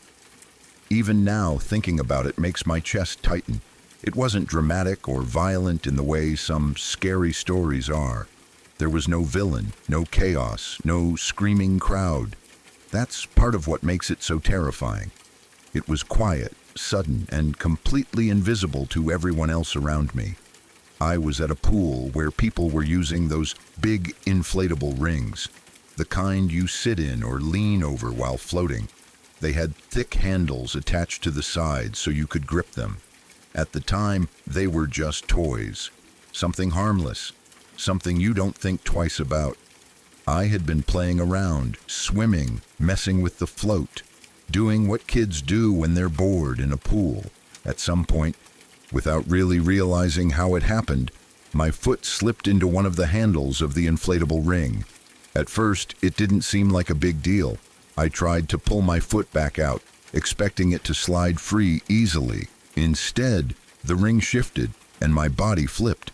Suddenly, I was upside down in the water, suspended by my foot with the inflatable ring above me. That's when panic hit. I was completely underwater, hanging inverted, and the ring was blocking my body from rising to the surface. I couldn't just push myself up for air.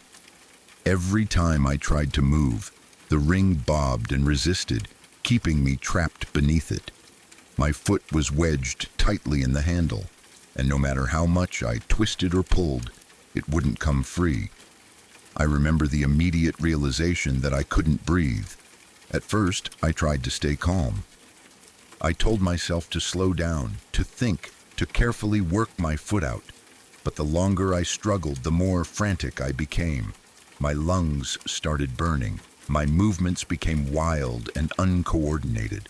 I thrashed as much as I could, trying to rock my body, trying to create enough leverage to surface even for a second. Nothing worked. The ring stayed in place, buoyant and unmovable, keeping me pinned beneath the water. My foot felt stuck in a way that made no sense. It was just a handle, just soft plastic, but in that moment it might as well have been a shackle. The scariest part was realizing that no one was watching. There was no lifeguard focused on me, no adult looking my way. Other kids were playing, splashing, laughing, completely unaware that anything was wrong. My parents weren't poolside. They were at the bar, trusting that I was fine, trusting that the pool was a safe place. I tried to scream, but nothing came out. All I could do was bubble air uselessly into the water. Time stopped feeling normal. Seconds stretched into something unbearable.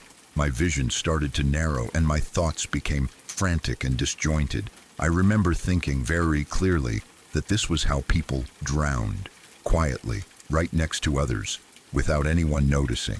Somehow, through pure desperation and panic, I managed to shift my foot just enough. I don't know exactly how I did it. I don't remember a clear movement or a clever solution. It was more like my body, in full survival mode, found a way when my mind couldn't. The handle loosened slightly, just enough. My foot slipped free. The moment it did, my body shot upward. I broke the surface, gasping, choking, sucking in air like I'd never breathed before. My chest hurt. My throat burned. I clung to the side of the pool, shaking, trying to act normal even though my heart felt like it was going to explode out of my chest. No one noticed. No one asked if I was okay. No one realized how close I had come to drowning. To everyone else, I was just another kid playing in the pool. But I knew. I knew how close it had been. I knew that if my foot hadn't slipped free when it did, I wouldn't have had much time left. I knew that if I had panicked just a little more or lost consciousness, that inflatable ring would have held me under until it was too late. That realization stayed with me. Being what felt like seconds from drowning isn't something you forget. It rewires how you think about safety, about water, about how quickly things can go wrong. It taught me that danger doesn't always announce itself loudly. Sometimes it looks like a toy. Sometimes it happens in places we assume are safe. Sometimes it happens while everyone else is relaxed and distracted. Even now, I'm cautious around pools. I notice things other people don't. Loose ropes, inflatable toys, situations where someone could get trapped or tangled. I don't trust the idea that someone is always watching, because I know firsthand that sometimes no one is. That moment hanging upside down underwater, lungs burning, completely alone, is still the most frightening thing I can think of for myself. Not because it was dramatic, but because it was so close to the end, and so easy for it to have happened without anyone ever knowing why.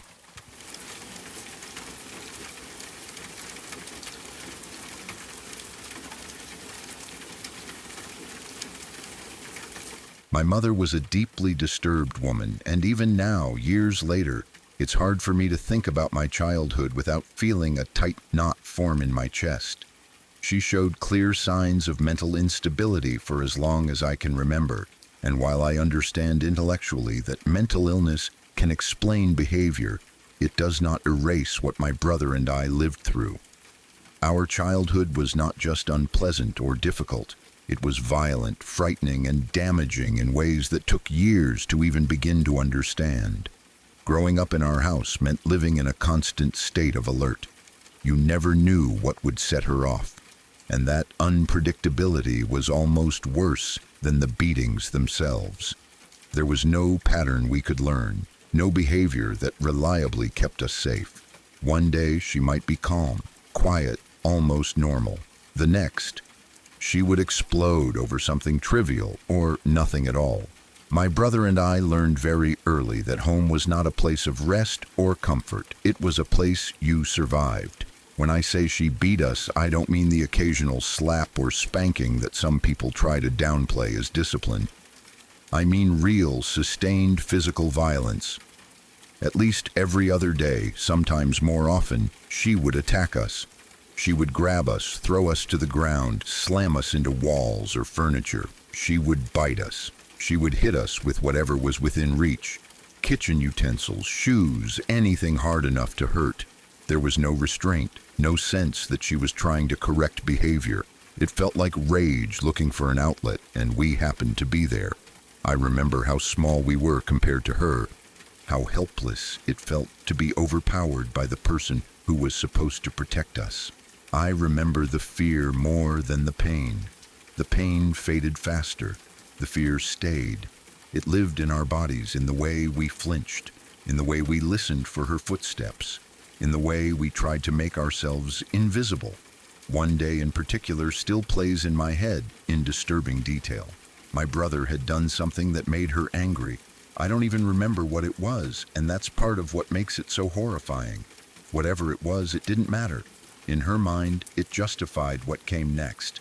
She started beating him viciously, far worse than usual. He tried to get away, running through the house, dodging her blows, desperate to escape. That only made things worse. She completely lost control. She began grabbing anything she could get her hands on and throwing it at him. Glasses shattered against walls, jars exploded on the floor, plates smashed. The sound of breaking glass and ceramic filled the house, mixed with her screaming and my brother's panic. It felt like the house itself was coming apart. Then she picked up a knife. I can still see it in my mind. The way it left her hand, the way it spun through the air, end over end, impossibly fast. For a moment, everything seemed to slow down. My brother froze. I don't know if it was shock, terror, or exhaustion, but he didn't move. He just stood there as the knife flew toward him. By some miracle, it was the handle that hit him. It struck his forehead and knocked him into a daze, but it didn't cut him. It didn't kill him. If the blade had hit first, even slightly differently, my brother could have been seriously injured or dead. That realization still makes me feel sick. It has been 9 years since that moment, and I still carry an enormous amount of anger toward my mother for it. Not just anger, but a deep, burning hatred that I've struggled to come to terms with. That wasn't discipline. That wasn't a mistake. That was an act that could have ended my brother's life. There is no version of that story where it is acceptable. That wasn't the only time I genuinely feared for my life. Another incident that is burned into my memory happened when my mother was driving me to tennis practice. It should have been a normal, forgettable drive. Instead, it became one of the most terrifying moments I've ever experienced. That day, she was in a foul mood. I don't remember doing anything wrong. I don't remember saying anything that could have set her off. She was silent the entire drive, which in itself was unsettling. Her silence often meant something was brewing. As we approached a busy road, she began to speed up, not just a little, but dangerously fast. She weaved through traffic aggressively, cutting between cars, accelerating and braking in a way that made my stomach drop. I remember gripping my seat, watching the road blur past us, feeling completely powerless. Then, without any emotion in her voice, she spoke. "Do you want me to crash the car over there?" She said it calmly, almost casually, as if she were asking what I wanted for dinner. Fear shot through me so intensely it felt physical. My throat tightened, my stomach dropped. I can still remember that exact feeling, the cold dread that flooded my body. In that moment, I genuinely believed I might die. I didn't know if she was threatening me, testing me, manipulating me, or if she truly didn't care whether we lived or died. I begged her to slow down. I pleaded with her, my voice shaking, tears welling up, telling her I didn't want the car to crash. I didn't want to die. I didn't want her to die. I didn't want any of it. To this day, I don't know what was going through her mind. I don't know if she was trying to scare me into submission, to remind me how much control she had over my life. I don't know if she was genuinely suicidal in that moment. I only know that I was terrified, and I did not want to find out what she was capable of. This kind of behavior wasn't rare in our house. It was normal. For at least 8 years, my brother and I lived under constant physical and emotional torture. The violence was obvious, but the emotional abuse was just as damaging. She humiliated us, threatened us, made us feel worthless and afraid. She used fear as a tool to control us, and she was very good at it. My father tried to intervene when he was around. I want to be fair to him. He did step in sometimes. He tried to stop her, but she shut him down too. She would scream at him, insult him, intimidate him, and most of the time he simply wasn't there. He worked long hours and was rarely home, which left us alone with her for most of our childhood. Even when he was there, he couldn't protect us consistently. One adult cannot easily stop another adult who is determined and violent, especially when that violence is unpredictable. I don't blame him entirely, but I do recognize that his absence meant we had no real shield. As the years went on, the toll on my mental health became unbearable. I lived in a constant state of fear and despair. I felt trapped. I felt like there was no future where I could be safe if I stayed in that house. I began to have dark thoughts, thoughts that scared me, thoughts about ending my own life just to escape. By the time I was 13, I knew something had to change. I somehow found the courage to convince my parents to send my brother and me to a boarding school. I framed it as an opportunity, as something good for our education and development. I don't know if they fully understood my reasons, or if they just saw it as a convenient solution. What I do know is that it saved my life.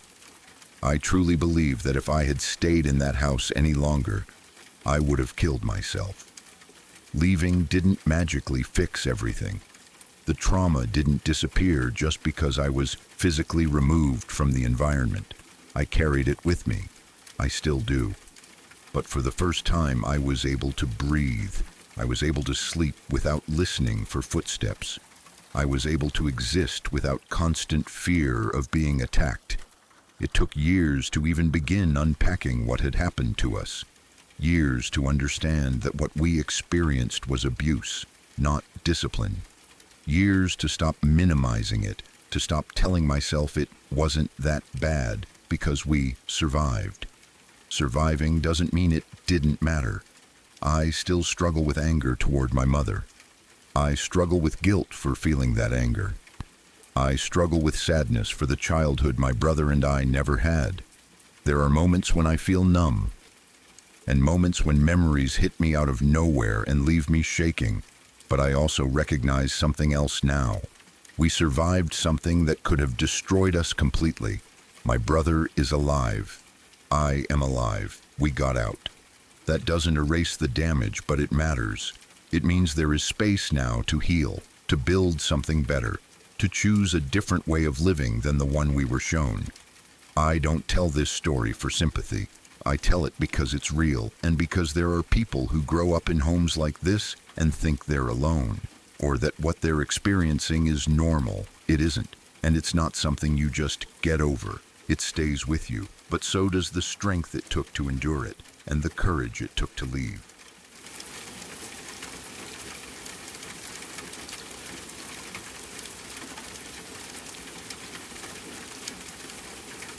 Last year, in the winter, I think, something happened in my girlfriend's hometown of Rochester, Indiana, that still feels unreal to think about. It's one of those events that shakes an entire community and never really leaves it, no matter how much time passes. People still talk about it quietly, with lowered voices, because it involves children, and there are some things that never stop hurting. Rochester is a small town, the kind of place where people recognize each other's cars, where school events matter to everyone, and where news doesn't stay private for long. When something bad happens there, it doesn't feel distant or abstract. It feels personal, even if you didn't know the people involved directly. On that day, a woman was driving down the highway at an extremely high speed, around 80 miles per hour. It was winter. The roads weren't ideal, and visibility wasn't great. A school bus had stopped, its stop sign extended, doing exactly what it's supposed to do to protect kids getting on or off. For reasons that still don't fully make sense, the woman didn't stop. She later claimed that she didn't see the bus. That explanation doesn't sit well with anyone who's heard the story. School buses are bright, large, and designed to be impossible to miss, especially when the stop sign is out.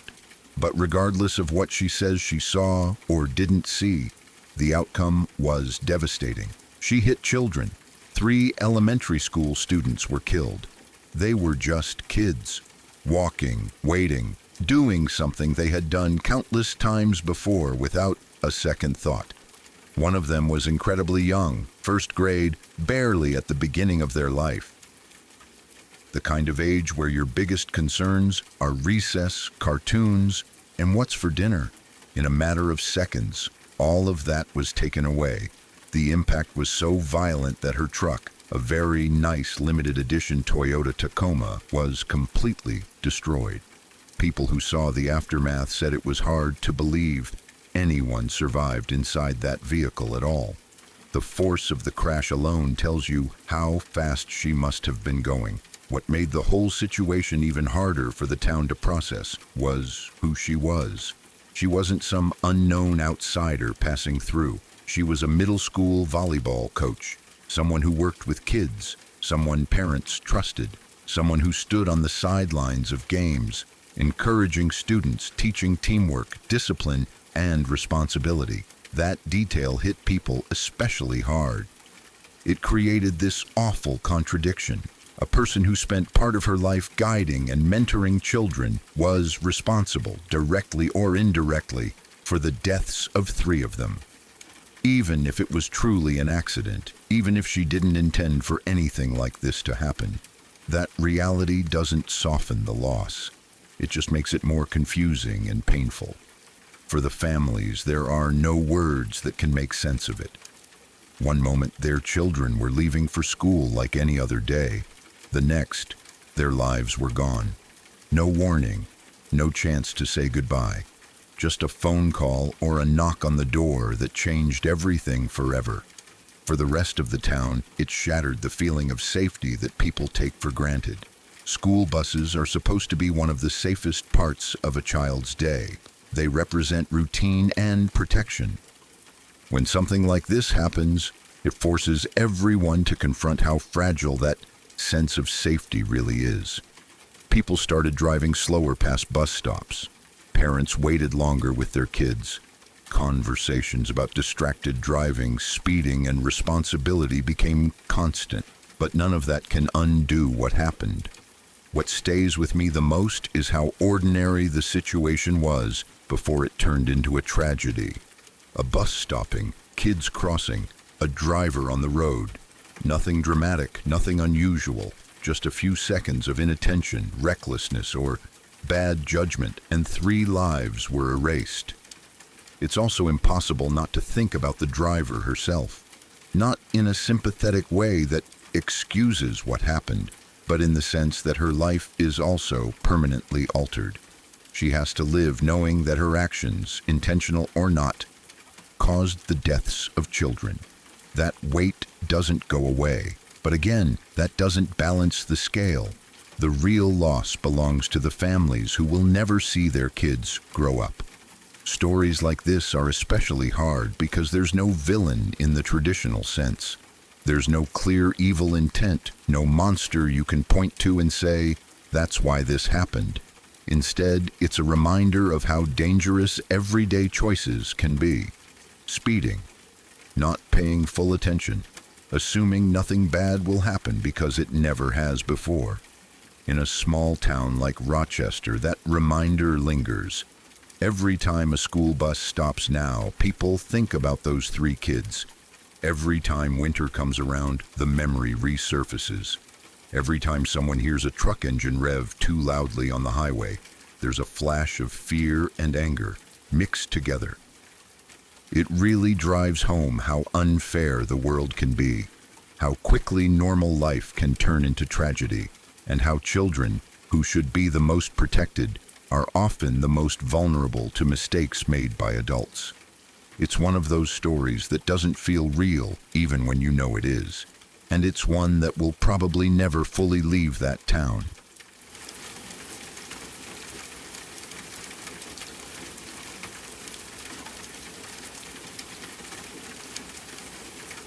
When I was in high school, I worked as a cashier at a grocery store. There was a woman there who stood out immediately, even though she tried very hard not to. She barely spoke to anyone and mostly kept to herself. She was strikingly beautiful in a way that felt almost unreal.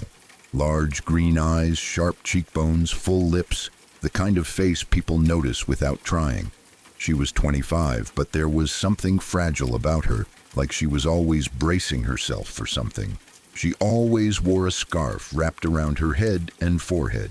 It wasn't religious or fashionable, just practical, like armor. Sometimes a few blonde curls would slip out, and you'd catch a glimpse of how pretty she really was beneath all that hiding. People at work would try to talk to her, joke with her, pull her into conversations. Most of the time she stayed quiet, but every now and then she'd surprise you with a sassy remark or a small chuckle. Those moments felt special, like she was letting the world see a crack of light. She had such a gentle presence. There was nothing harsh or loud about her. You could tell she was someone who had been hurt, even if you didn't know how. Over time, I started to get closer to her, not in a dramatic way, just small things. Talking during shifts, standing together on breaks. Eventually, she agreed to go grab a coffee with me, which felt like a big deal. I remember being proud of that, like I'd earned her trust somehow. That's when she told me a little about her past. She mentioned an abusive boyfriend she'd had when she was younger. She didn't go into detail, but she told me he had hurt her badly and that it left a scar on her forehead. That was why she wore the scarf. She didn't want people to see it. She didn't want questions. She didn't want reminders. She told me this on a Sunday. The next day, Monday, I was driving downtown and noticed something was wrong immediately. There were police cars everywhere, ambulances, people standing around in shock. The mall was surrounded by emergency vehicles, and the atmosphere felt heavy and unreal. I found out what had happened shortly after. She had jumped from the 9th floor of the mall, near the escalators, and landed on the first floor, right in the open area where people usually gathered. Right in the middle of everything. There was no privacy, no quiet, just a sudden violent end in a public place. I remember feeling numb. Like my brain couldn't process how someone I'd just had coffee with, someone who laughed softly and tried so hard to hide her pain, could be gone like that. I was only 16 and I had no idea how to handle grief like that. It didn't feel real. It still doesn't sometimes. Later, I spoke to her mother. She was devastated and confused. She said she didn't really know what was going on in her daughter's life. She knew she was depressed, but she hadn't understood how deep it went. Hearing that made everything hurt more. The idea that someone could be suffering so intensely and still remain so unseen. This isn't a scary story in the traditional sense. There's no monster, no threat, no suspense. But it haunts me. It haunts me because I think about how quiet she was, how much she hid, how easily someone like that can slip through the cracks. I think about how young I was, how unprepared I was to recognize what she was carrying, and how helpless I felt afterward. There's a part of me that still wonders if I should have done more, said more, noticed more, if being there a little more could have changed anything. Logically, I know that isn't fair to myself. I was a kid. I wasn't responsible for saving anyone. But guilt doesn't listen to logic. What stays with me most is her gentleness. The way she laughed softly. The way she tried to connect, even when it was hard. The way she hid her pain so carefully that most people never saw it at all. Some losses don't frighten you. They just quietly reshape you. And even years later, there's a part of me that still wishes I could sit across from her again, coffee in hand, and tell her she mattered more than she ever knew.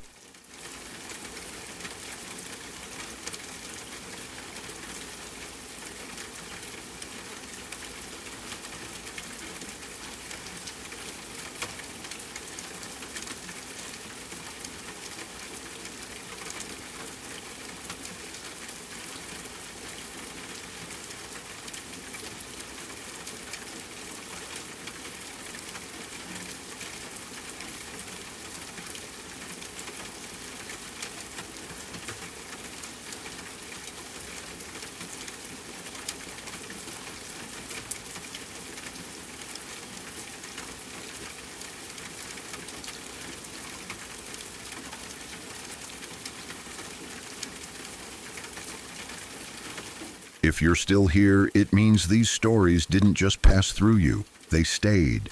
Every story you heard tonight was real.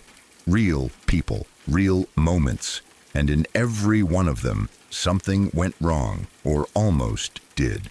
If you want to keep exploring the stories that don't let go so easily, subscribe to Shadow Archives, because there are more stories waiting, and not all of them end before it's too late.